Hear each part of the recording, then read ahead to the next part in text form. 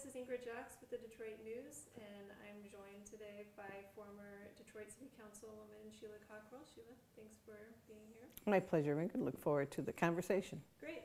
And I'd like to talk about, obviously, the city's bankruptcy and with the context that, this is a bad place for the city to be, but hopefully Detroit's not broken, we can move forward. Sure. So can you just tell me briefly, how did the city get to this point?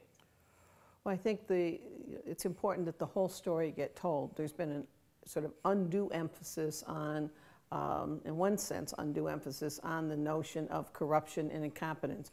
They are two factors, and there's absolutely no way to downplay those as factors. But for as terrible as the Kilpatrick era has turned out to be, we do need to remember that in the Archer era, we literally diversified Detroit's economy, i.e. we brought casinos in as a brand new industry in the city of Detroit. This was a collective effort with Wayne County and the city of Detroit working together. Two stadiums were built and 3 casinos were built. All those contracts, franchises were awarded, contracts were awarded, jobs were created, and nobody went to jail. Tone is set at the top.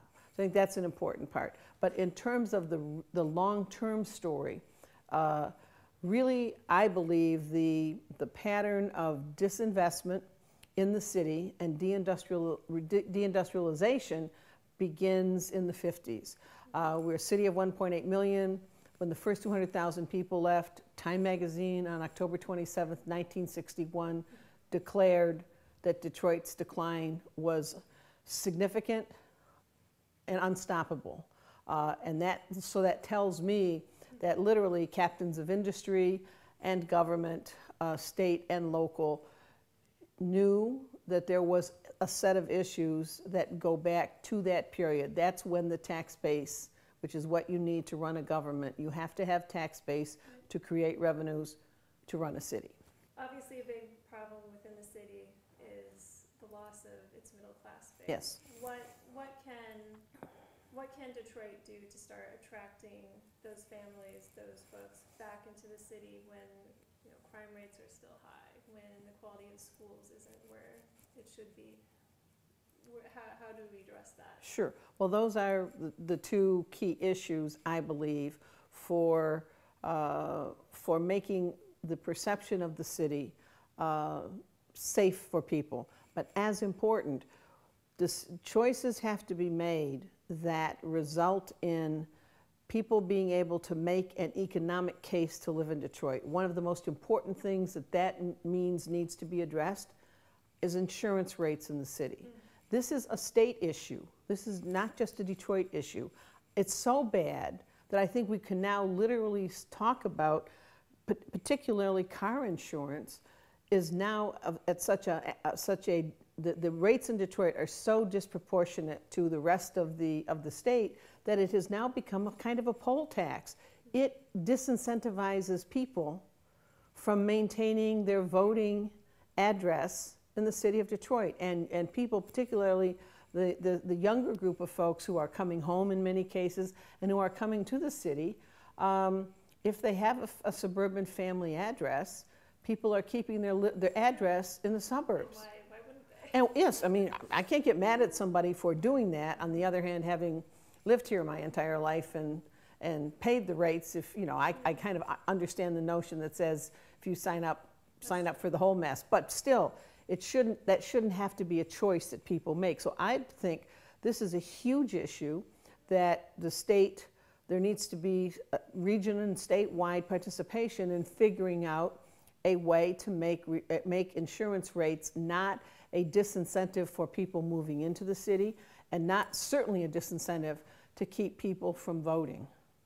Obviously, we've seen more investment coming into downtown, midtown, but the city's neighborhoods are, it just seems like there needs to be so much more attention put on what's going on there.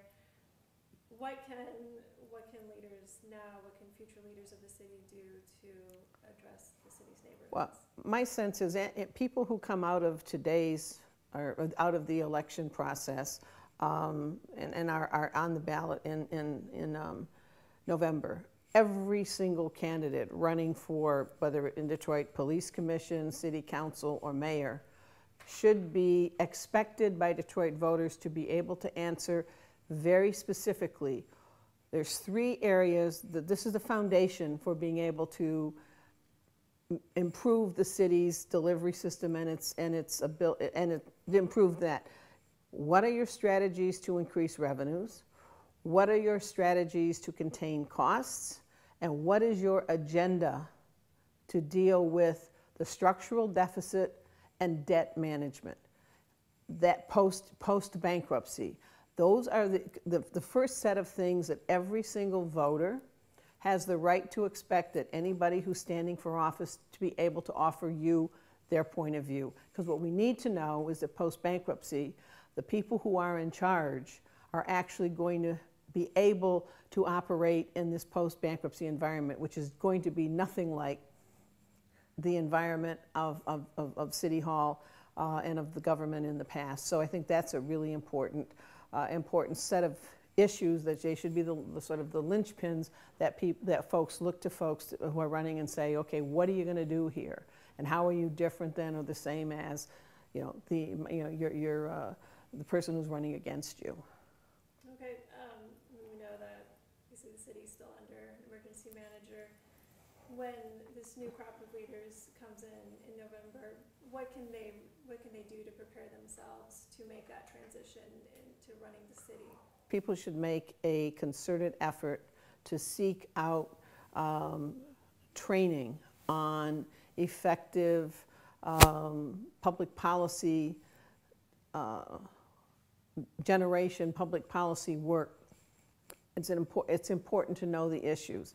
One of the things I learned in 16 years on city council is that it's important to be able to do background, get the background on an issue, and then make yourself look at all of the alternative points of view on this issue and make your decision on what the appropriate policy is based on facts and on data, not on emotion and not on sort of hot button political theater.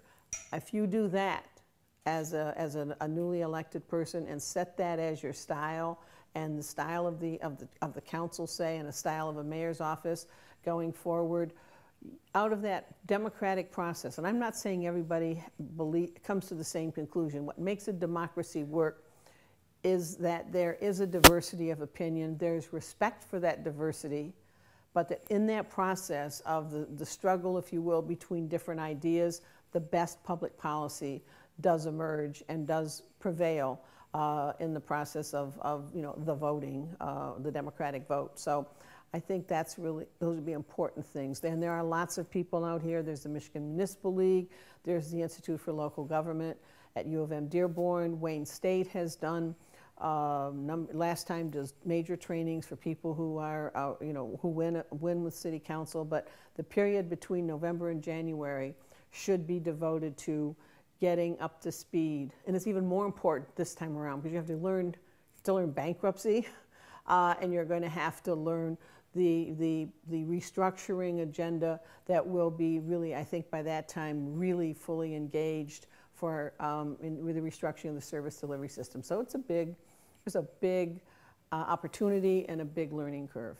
Okay, and finally, how hopeful are you that after the city goes through bankruptcy, it will be able to reemerge as a healthy place?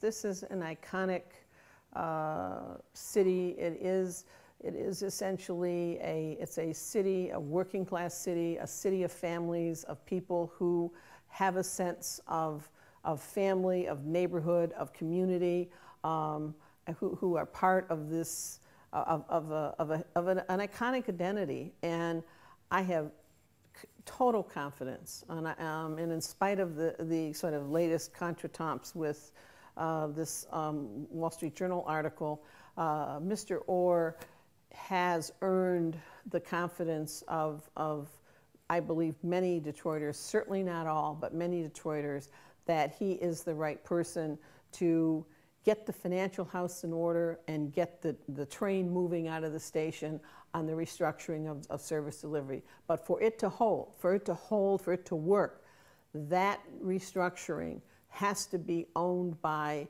the city's leadership, and in that sense, there has to be a